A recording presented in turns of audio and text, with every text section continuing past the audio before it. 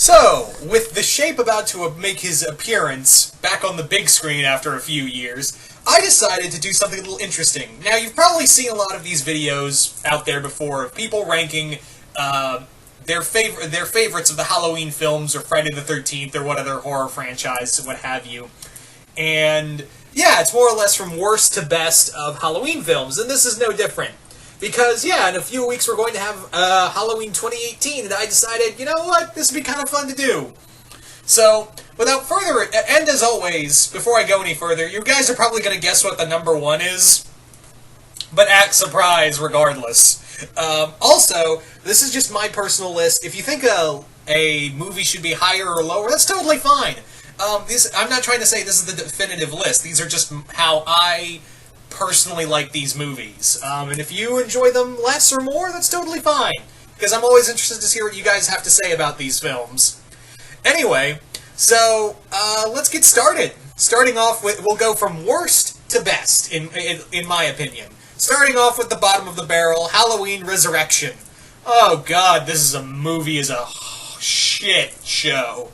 This movie's a total shit show. It takes away everything great from Halloween H20, and, yeah, gives us Kung Fu Busta Rhymes, and no longer making Michael a threat anymore, although you could argue that was the case in a few other films. But this, the characters are bad, everyone in here, just, it's really bad.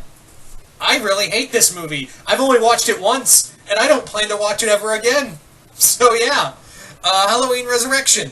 Moving on now to Rob Zombie's Halloween 2. Yes, the sequel to the remake that not even Rob Zombie wanted to do. This movie's a convoluted mess, and again, I don't even think Rob Zombie wanted to do this. It's the only good thing is having Danielle Harris back, who played Jamie in what is known as the Thorn trilogy. But really, that's really it, because it just looks like a Rob Zombie music video without the music.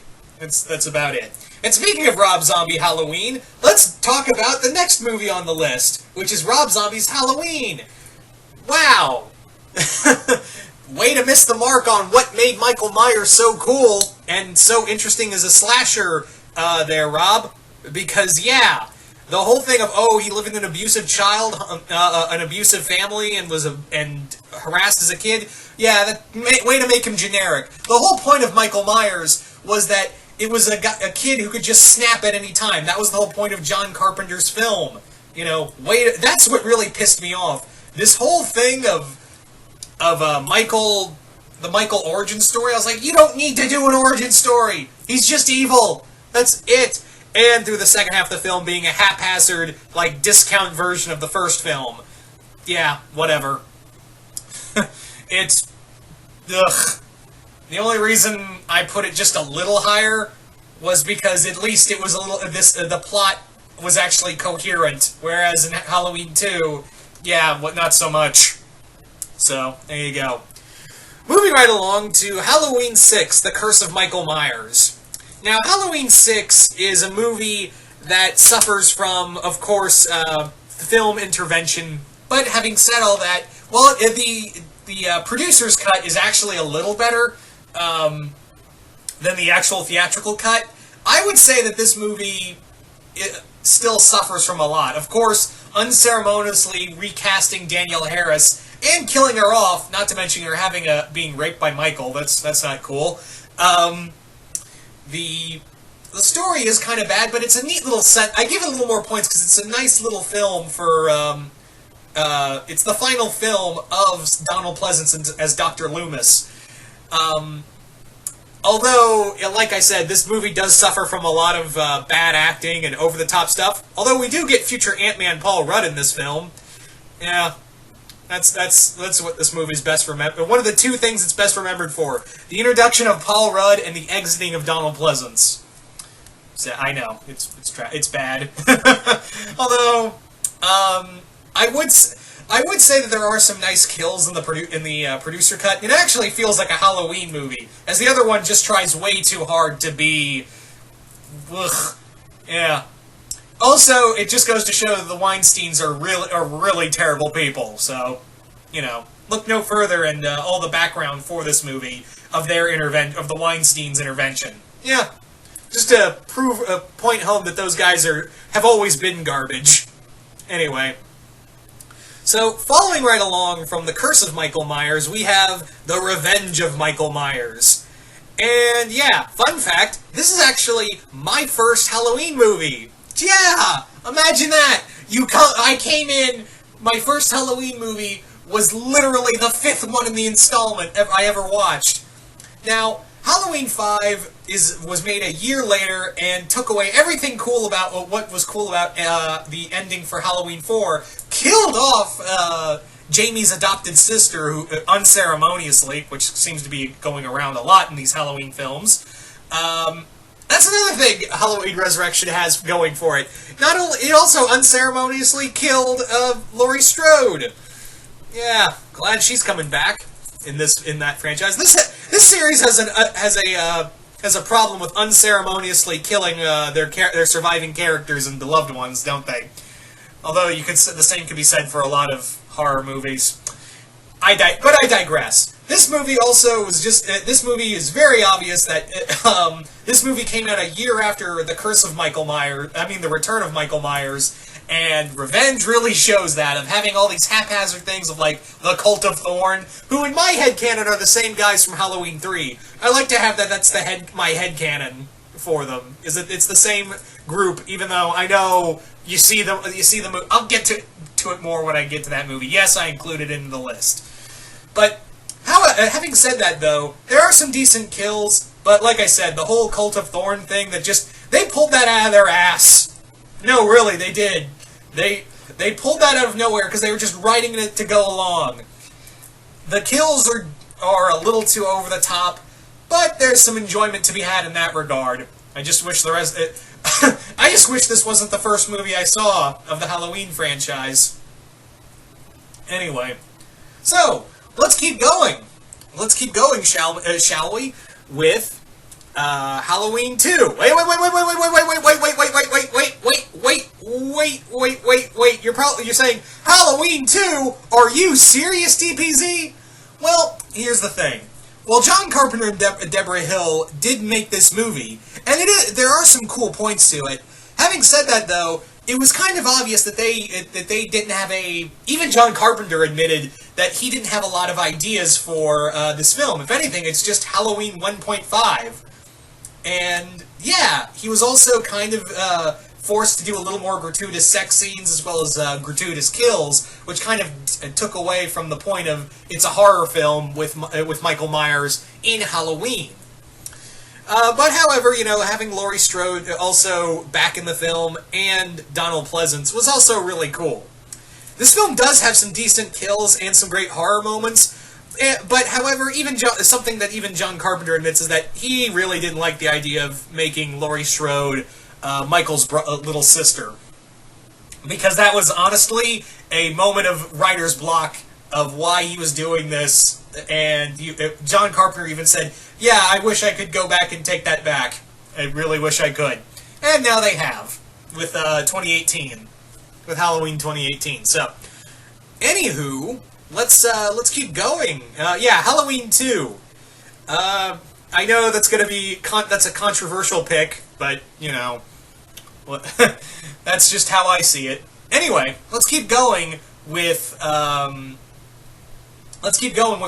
3: Season of the Witch. I know, I'm putting Halloween 3 over Halloween 2, but hear me out. Hear me out, ladies and gentlemen, hear me out. The reason why I put Halloween 3 over Halloween 2 is because it's a really cool original idea. And had it not, sadly the internet hadn't been invented back then, so no one really knew of, the whole idea for John Carpenter wanting to make Halloween into a anthology series, which, honestly, he should have done to get that point across with Halloween 2. But what can you do? But with Halloween 3, it's a neat idea, a weird cult, making child masks on Halloween, turn into portals of bugs and snakes. That's really horrifying. And it's really out there. It's really out there of cyborgs and Tom Atkins playing the main hero, which is a really cool idea of having this everyman play the hero. this everyman who's not like this big studly, what have you. He's just a dude who's wrapped up in this situation. And I, honest to God, love the ending of this film. I love the ending of this movie. But it still, unlike a lot of the, like The Curse of Michael Myers and a few other later Halloween films with Mike, this one commits to what it is. It commits to its theme and doesn't it doesn't stray off from it. And it plays it straight, which I like. So again, that's a controversial one, I know, but still, like I said, this is just my personal list. So, moving right along to Halloween H20. This is a great story for Laurie Strode, and dealing with that psychological trauma she had.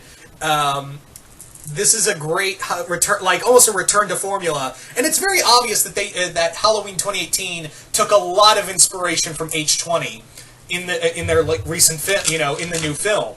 So I really enjoyed this. This was actually another early film of the Halloween franchise. It's gonna sound really weird, but I don't think I watched the original Halloween film. That was one of the last Halloween films I ever watched. I know, it's really weird. I watched all the sequels before the original. What the fuck? Thanks a lot, AMC. You should just play Halloween more often. But yes, Halloween H20 is a neat little return to formula film, and it really does. It's a really great character story for Laurie Strode, and I think those are the major strong suits of that story. So yeah, so moving on to Halloween 4: Return of Michael Myers. Yeah, I know it is a very like by the numbers horror film, but that's what I like about it. While we don't have Laurie Strode back, we do have Jamie, who is a great addition to the Thorn trilogy, as it's known, through Halloweens 4 through 6. It's a neat little story, it's a neat little story, and she's a great child actor, which, honestly, children in horror movies never really bodes well. But thank God, Jamie is actually pretty good, and her family's not that bad either. The kills are pretty cool. Michael's a goddamn juggernaut at this point. And there's some great storytelling here and there. There's some neat little storytelling here and there. And again, we have Donald Pleasance back as Sam Loomis, which, again, is always great. So, yeah. You guys could probably guess my favorite Halloween movie. It's Halloween! What the fuck do you expect? The movie's just perfect. It is one of those playbook horror films. When you think of, great scary movies, Halloween. Halloween by John Carpenter, and that's all you need. It's one of my favorite John Carpenter films, John Carpenter being my favorite director, but it's not my favorite John Carpenter film. My favorite John Carpenter film is actually The Thing. But Halloween is definitely is in my top 5. If you want to see my list for my top 10 John Carpenter films, you guys can click the link below and go to my other channel I do with C-Dubs and Jay called Comic Universe, and go check out that list of my other favorite films from John Carpenter. But yeah, so again, Halloween, it's full of suspense, there's great horror. Even to this day, I make it every Halloween, every year, I make it my business to watch that movie. And it still creeps me out when I'm alone. I remember one time I was watching the movie alone, and I heard a noise I was alone in my house, and I heard a noise, and I went like 10 minutes combing top to bottom to make sure everything was okay. Yeah, that shows how effective a horror movie that is. So there you go, guys. Hopefully you guys enjoyed this list, and as always, what are your favorite, how do you rank the Halloween films and why? Just comment below, let me know. And once again, this was just my list, and I thought it would just be fun to talk about. And again, maybe I'll come back to this with the addition of where I think Halloween 2018 is going to be in this list. So anyway, once again, hope you all enjoyed this, and I will see you guys later.